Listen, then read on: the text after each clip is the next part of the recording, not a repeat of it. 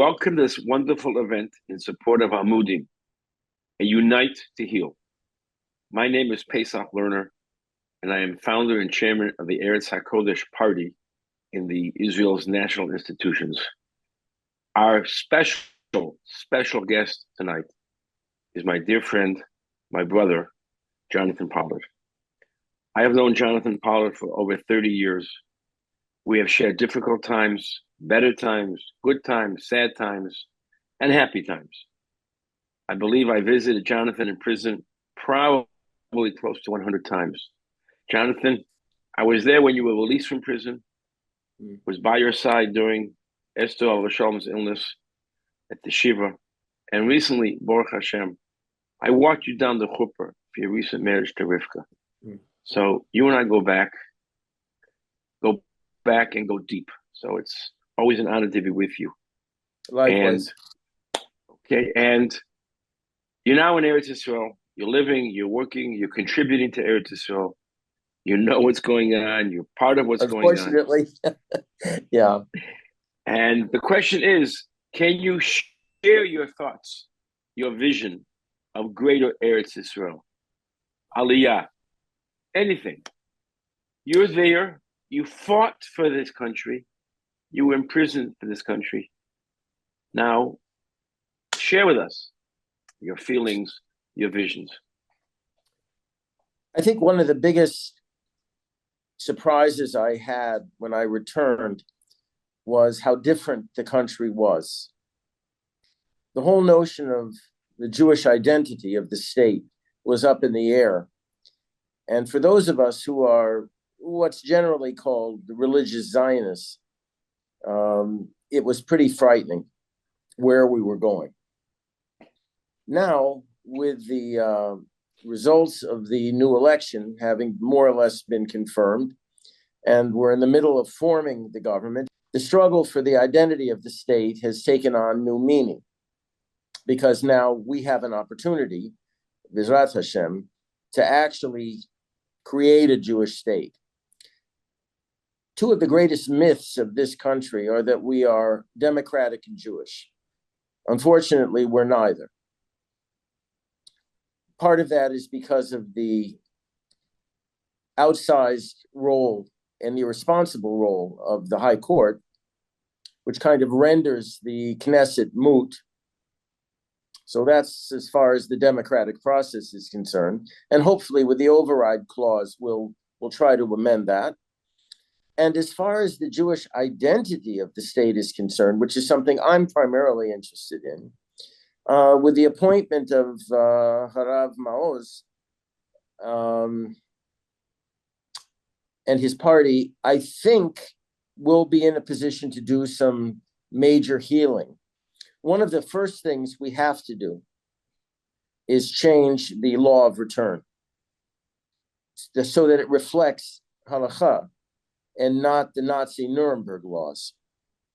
Unfortunately, there were people back during the days of the Soviet Aliyah that were very happy to bring in a lot of people whose Jewish legitimacy was, well, it wasn't questionable, it was non-existent. And the same thing is continuing to this day. This is dangerous because it's diluting the Am. So hopefully, if we can amend the law of return to reflect halacha, this will stem the slide that we're on right now into diluting the Jewish character demographically of the state.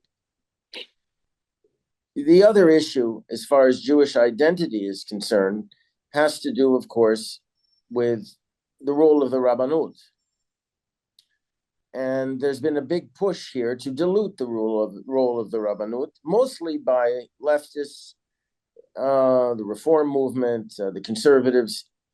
And, you know, it's funny, but we never had a problem here before, really, with the Rabbanut until the leadership of the American Reform movement, sensing their ship was sinking in the United States after they had basically knocked enough holes in it, When they realized this and they came here to set up shop, like, if you'll excuse me, I've used this expression publicly before, rats deserting a ship. Suddenly, the kotel became an issue. Suddenly, kashrut became an issue. Suddenly, gerus became an issue. Suddenly, Shabbat became an issue. It wasn't an issue for the vast majority of American Jews who came here, for example, to visit the kotel. They understood the role of a mechitza, and they respected it. Suddenly, when these, I call them these rabble rousers from the reform movement and conservative movement showed up, suddenly there was an issue. Suddenly there was a problem. Yeah, for them. And for the local leftists, they seized upon these people as a means of gaining legitimacy that they had lost at the polls, in the same way that they basically try to gain legitimacy and power through a high court, a bagatz, that they largely control. So this is another issue in the fight for the Jewish identity of the state, basically trying to reduce, if not eliminate, the irresponsible and unjustified intrusion into our society of the American reform movement and their conservative brothers and sisters as well. Lastly, as far as the Jewish identity of the state is concerned, there's the issue of the Ministry of Education. A lot of people don't understand what's been happening with that ministry. Basically, as long as the children that were turned out by the secular school system here were ignoramuses, that was fine as far as Jewish education was concerned, because there was a possibility of educating them later. Unfortunately, the role of organizations like the Shalom Hartman Institute and the Reform Movement have illegally intruded into the operations of the education ministry. And I say illegally because they've been the beneficiaries of non-competitive grants and access to our educational system, which is illegal.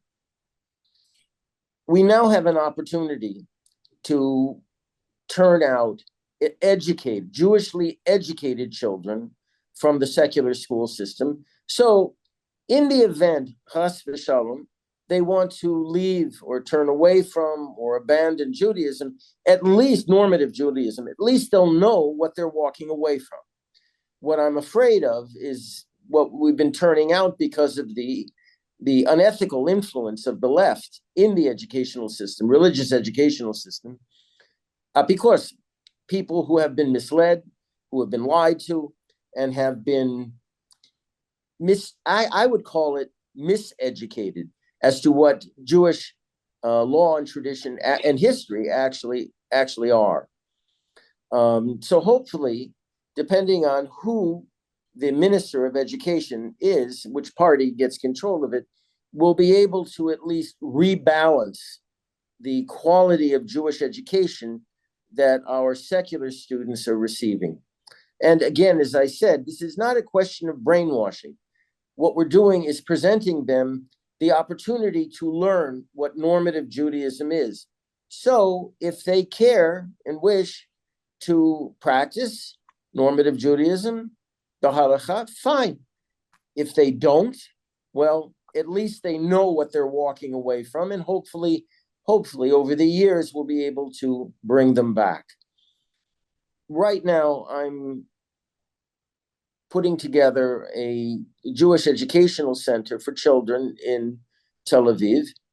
It's named after my late wife, Esther.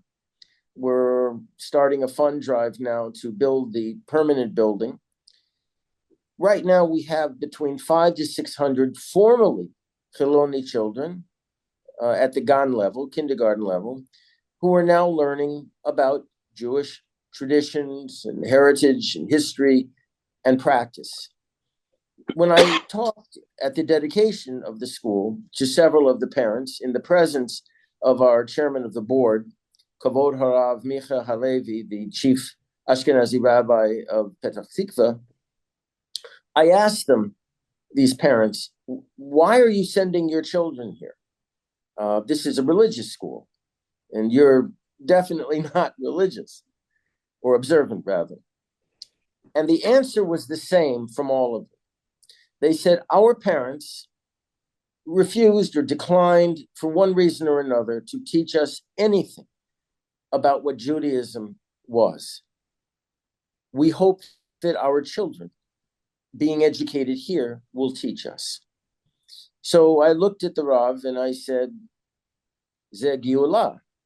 This is the Giulah. Because we learn in our tradition that part of the Giulah will be represented by the children teaching the parents. Ken. So there it is. And you know, I'm starting this. Children were very important for Esther and myself. We never were allowed to have children. And unfortunately, upon our return to Eretz Israel, her health deteriorated and she died. She passed.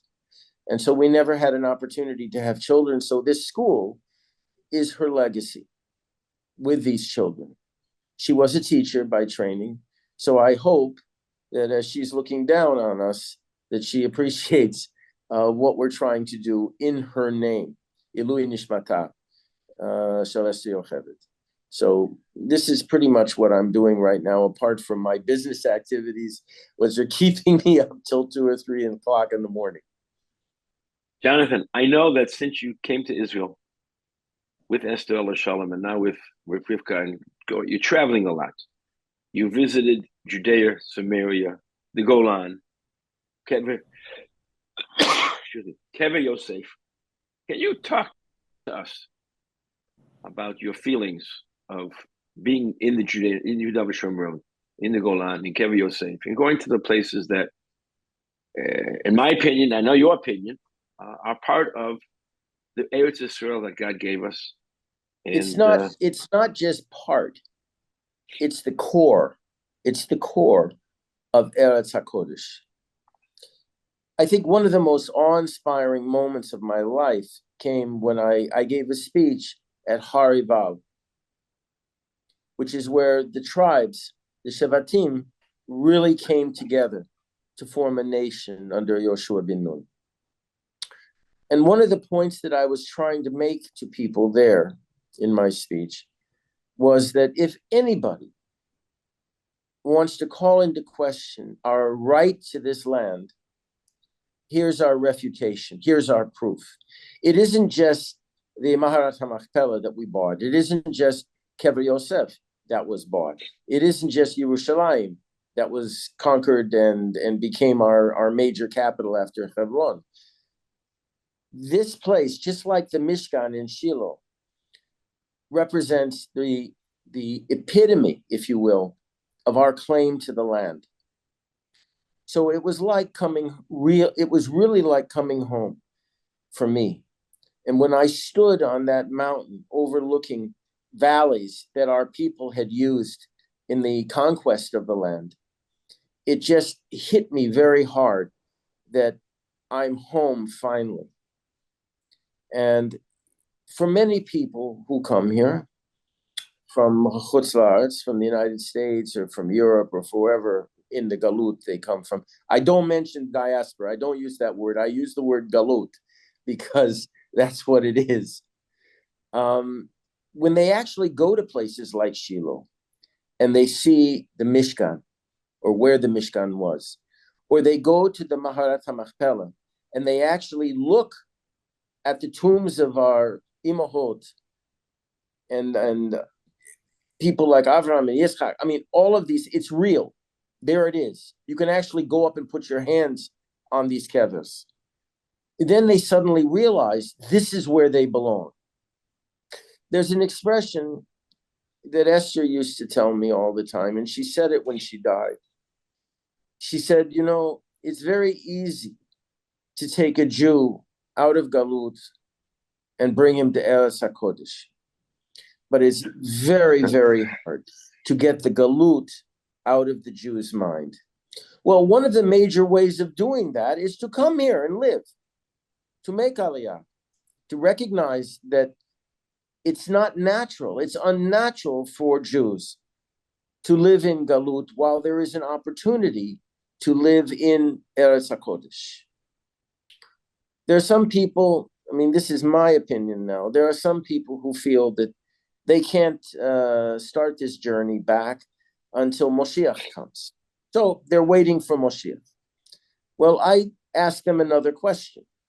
Maybe, just maybe, Moshiach, may he come in soon, is waiting for us, waiting for us to come home. So in the possibility, with the possibility that this could be the case, come home, because you might be accelerating the timing of Moshiach. He's waiting for us. It isn't just our midot or our mitzvot or our observance, general observance. It's our presence here in the land, the ingathering.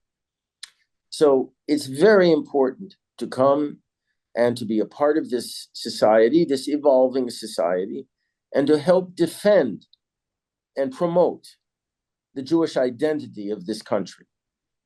Certainly, when you look at all of the lands in Yehuda and Shamron and Binyamin, you look at all these lands, and you read Tanakh, you read the Navim, the prophets, it's here. You can actually look at it, you can stand on it, you can breathe the same air that our prophets breathed. It's the most awe-inspiring and uplifting experience you could imagine. Are there problems? Yes, there are a lot of problems, but they are our problems, and we can solve them. You know, there's an old expression that Aliyah is a process of pushing and pulling, the pull of the land, the pull of the heart, the pull of the soul, the neshama to come home, and also the push of bad developments in Galut. Right now, I think it's pretty obvious that the Galut is closing down. And I have to, tell people, yes, this includes the United States as well. Nothing that I've seen, nothing that I've read, nothing that I've heard would suggest otherwise. So it would be good for people to come now while you can in an orderly way before you have to come. And you have to come in whatever condition you are. So come, get a place to stay, bring your children, bring your relatives, but come home. And yes, you can start a business here. It's a little difficult.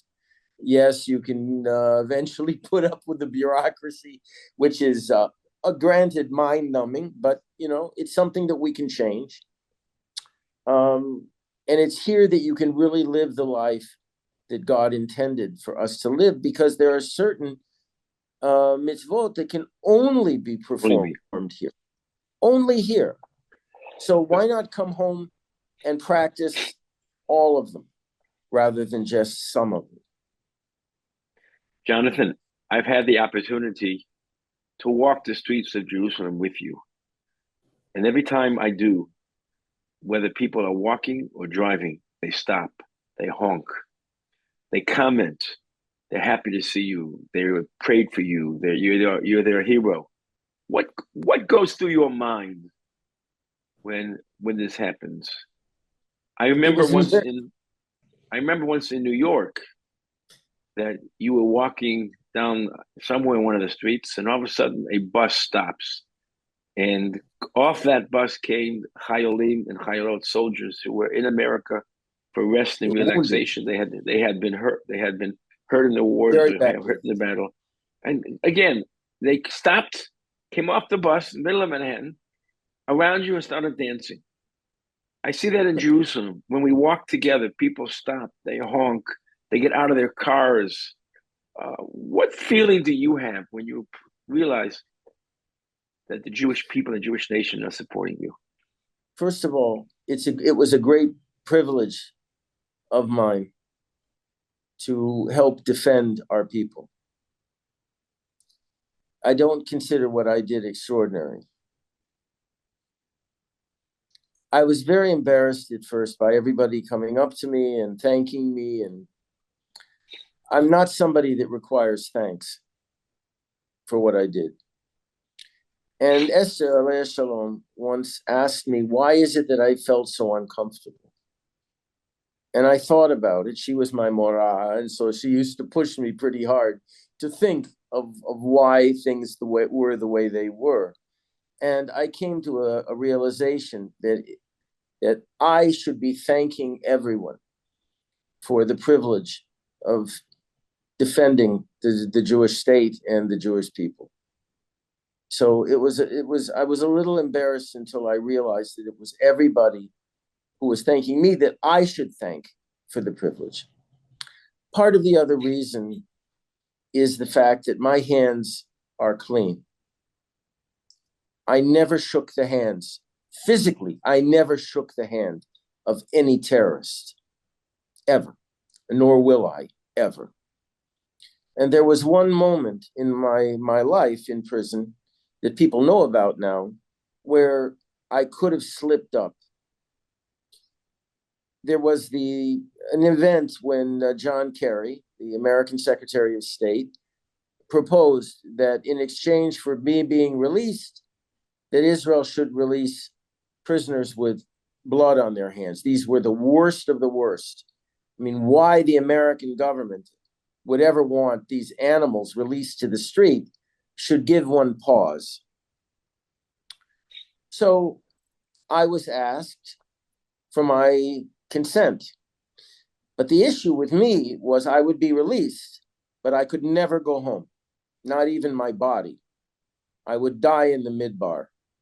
Free, so-called free, but I would never be able to go home. So Esther, alayha shalom, came to see me and asked me, what's your decision? Now, I could say it was unethical for the government to ask a guy like me to make the call because I didn't have any chance of living outside of prison at that time. I was going to die in prison. On the other hand, the government understood what I think pretty well what my answer was going to be. So it wasn't a risk on their part to ask me formally to make the call.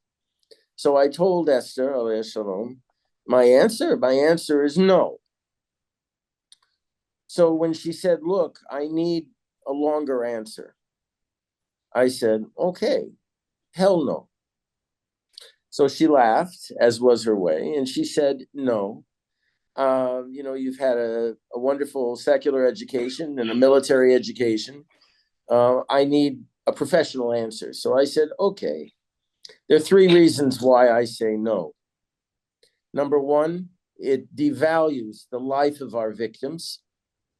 Two, it lowers deterrence for obvious reasons. But three, and this was my principal concern, my agreement to this deal would inflict horrific pain and suffering on the victims' families. And I couldn't do that.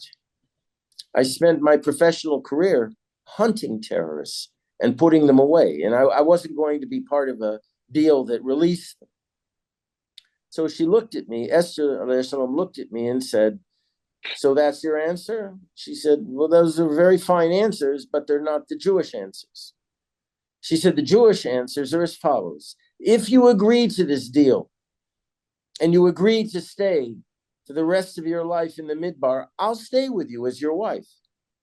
But she said, you should understand, you would be making the same sin that the Meraglim committed by cursing the land so they could keep their kovid in the midbar. And she said, we're still paying for that sin to this very day. So she said, remember, as a Jew, you live for Shemaim, because at the end of your life, when it passes, you'll have to stand before the Kisei HaKavod, and you'll have to defend your actions. And you can't defend this. It's indefensible. She said, remember, we live for three things. Am Yisrael, Eretz Yisrael, Al Pi Torat Yisrael. We live and die on those principles. So she said, you only have two options. You either come home dead as a met to be buried in Kever Yisrael, or you come home as a very old man to kneel down and kiss the land. Those are your only two options. So I said, that's the Jewish answer? She said, yes. I said, fine, put my name on it. And that's what she told the cabinet at the time. One tremendous benefit that Amudim provides is particularly when people are in a time of trouble, they flounder. That's when they're the most alone. The time that they need help the most is somehow when people find themselves the most alone. Their support system isn't sure how to help them. Their friends might be a little uncomfortable with whatever they're going through, and they're alone. And that's when Amudim steps in and provides a pillar of support.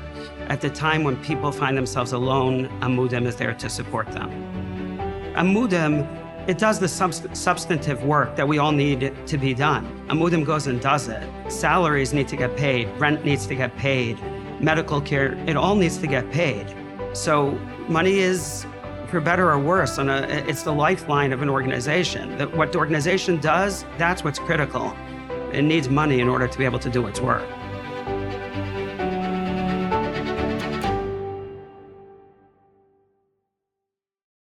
At the time, people heard this, have learned about it, are aware of it now.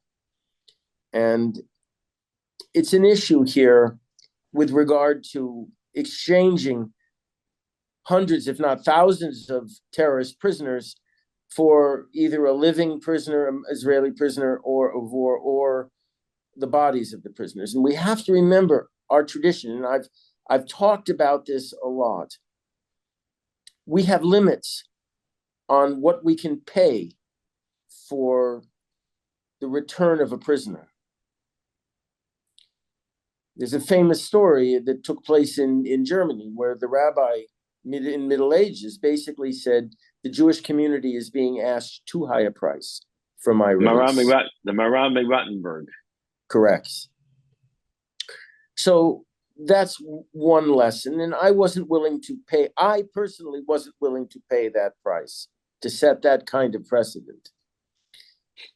The other has to do with what do we as Jews in this country, what does the government do to secure the release of a prisoner, a living prisoner or even a dead prisoner?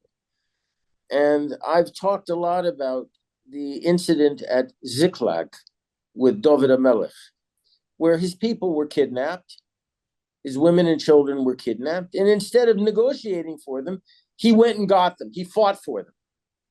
He killed the kidnappers. This was the precedence of Ziklag. We've forgotten this here. The army, unfortunately, is too scared to do it. And the government sees an advantage in releasing prisoners because it looks like we're dealing, we're negotiating, we're having relations with the enemy. And they think that the international community respects that. Well, we need a Jewish army, not a woke army, led by Jewish generals to fight Al-Kiddush Hashem. We need a Jewish government in order to empower this army and these generals to fight decisively and destroy our enemies, not manage our threats, not kick the can down the road for the next generation, not to keep what we call here mowing the grass. The Jewish government doesn't do this. We have to act in the same tradition of David HaMelech. We fight, we defeat the enemy, and move on. We know in Talmud Bavli, it says if somebody comes to kill you, you rise up first and kill him. It doesn't say you negotiate with him. It doesn't say you manage him. It doesn't say you kind of look the other way as he continues to bomb you and murder you and defame you in international forums. It says very plainly, you kill him. And that's something a Jewish government, hopefully here, will finally put into practice.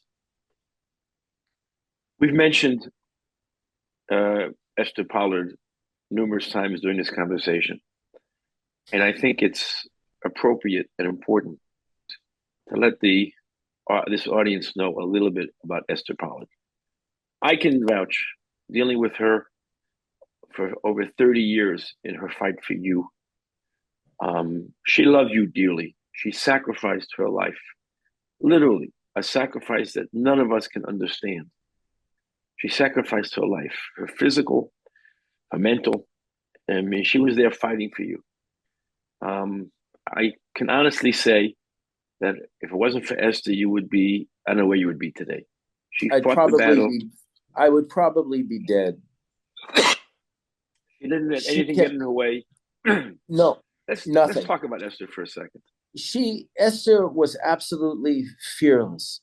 She taught me while I was in prison, Yirat Shamayim, you fear only God. And that literally kept me alive in prison. Fear only God.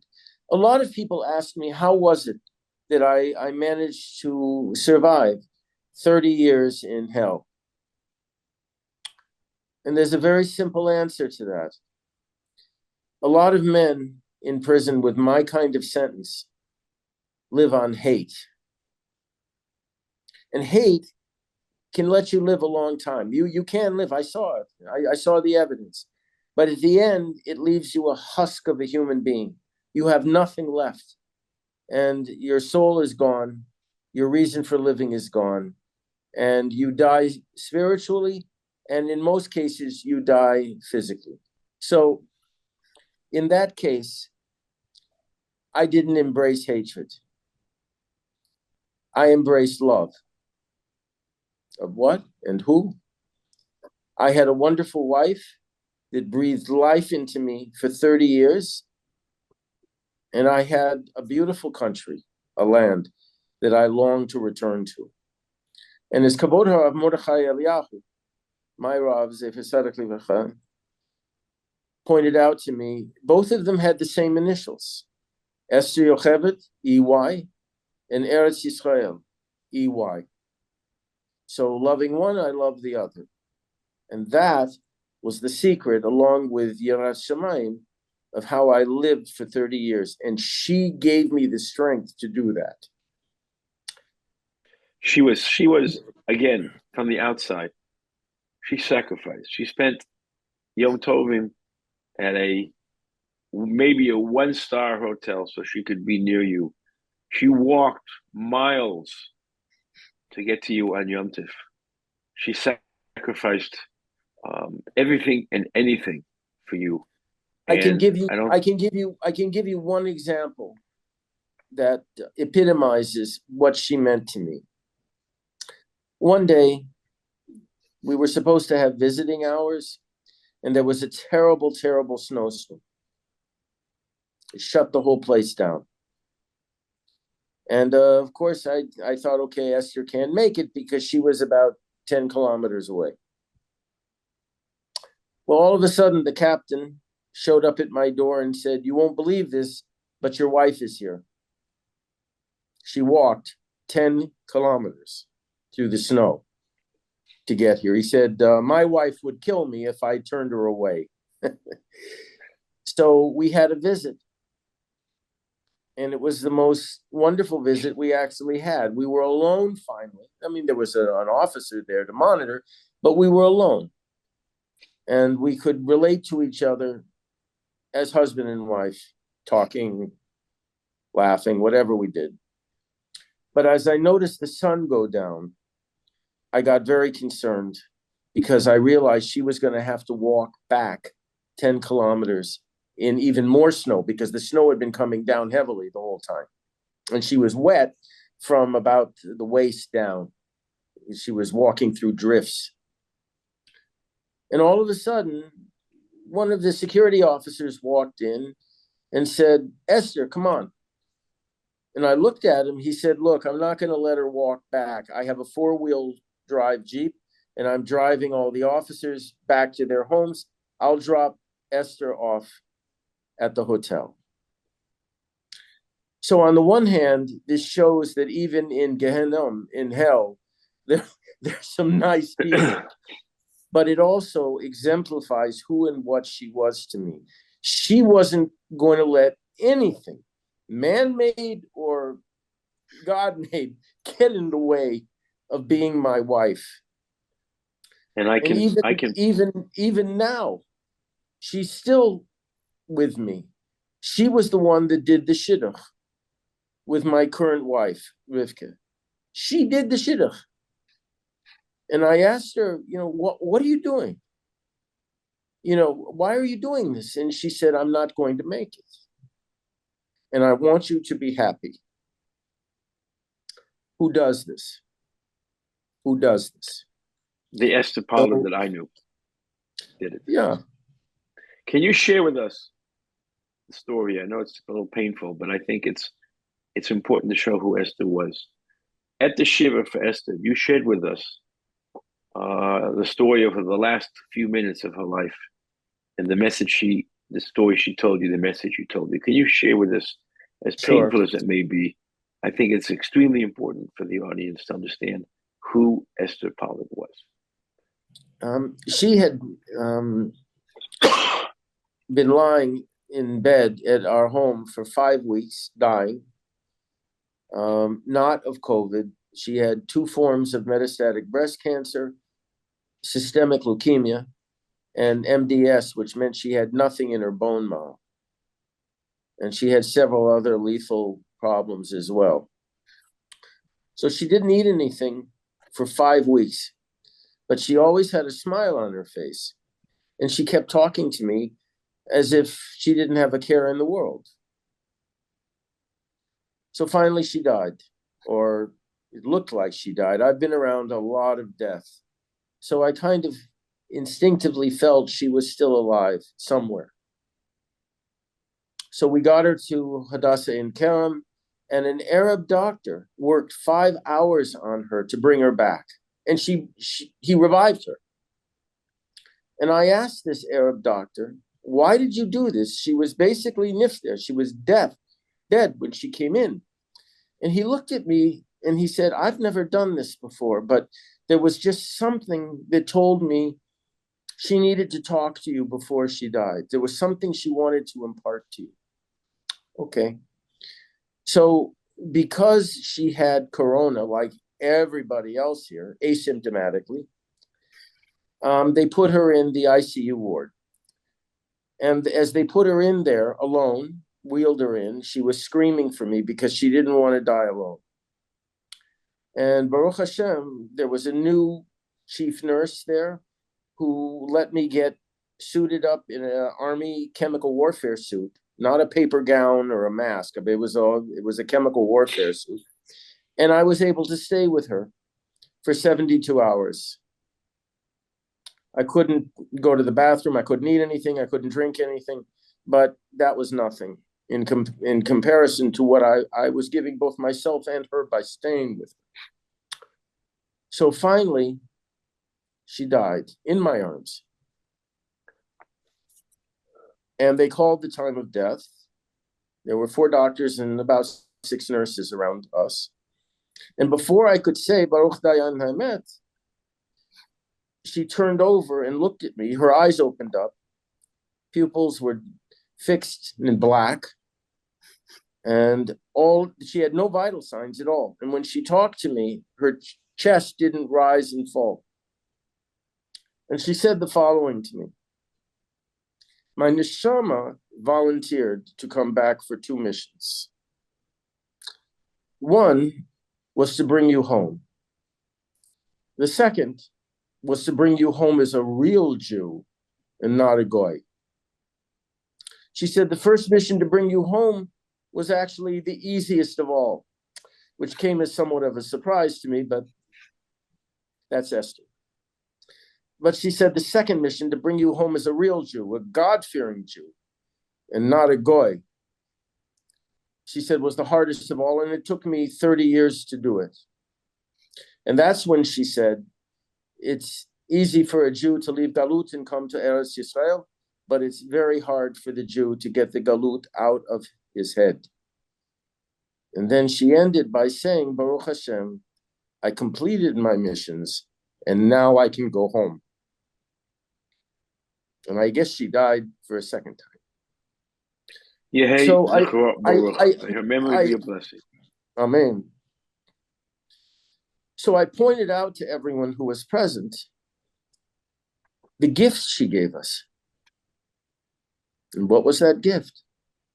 The clear, unqualified evidence of a neshama. And if there is a neshama, there's shomayim.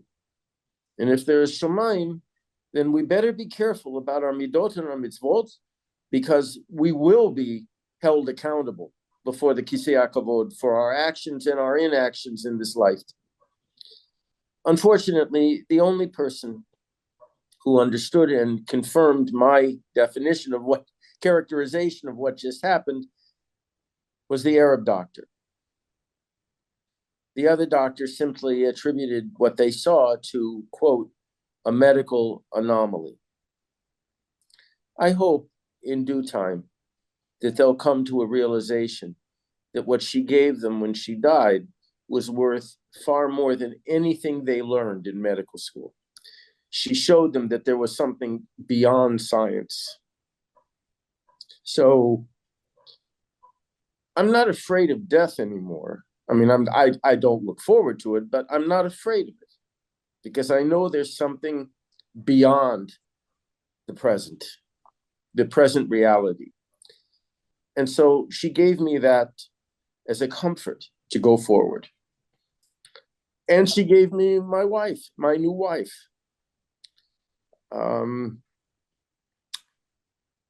Who is keeping me on the derech, believe me.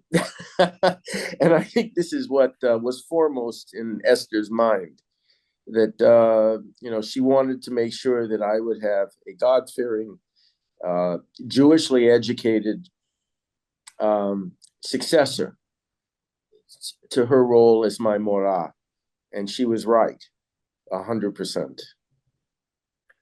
Any concluding words to the audience about, as you said, Eretz Yisrael, Am Yisrael, Torah Yisrael? What message can we leave? What is the afikoman, the taste that you want to leave in everybody's mind? I guess about the Jewish people, the Jewish nation, the Jewish land. Come home. It's available. It's open. It's yours. The first Zionist wasn't Theodore Herzl. It was Avram Avinu with Lech Lecha.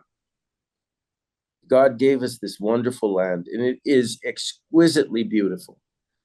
Come home, help us build it up, help us turn this so-called political establishment into a God-fearing Jewish government. And maybe, just maybe, you'll help bring about the Geula that we've been davening for generation upon generation upon generation. The Geula Shlema will come, either with a kiss or a shmais, but it's up to you, all of you, to determine which we receive as a people.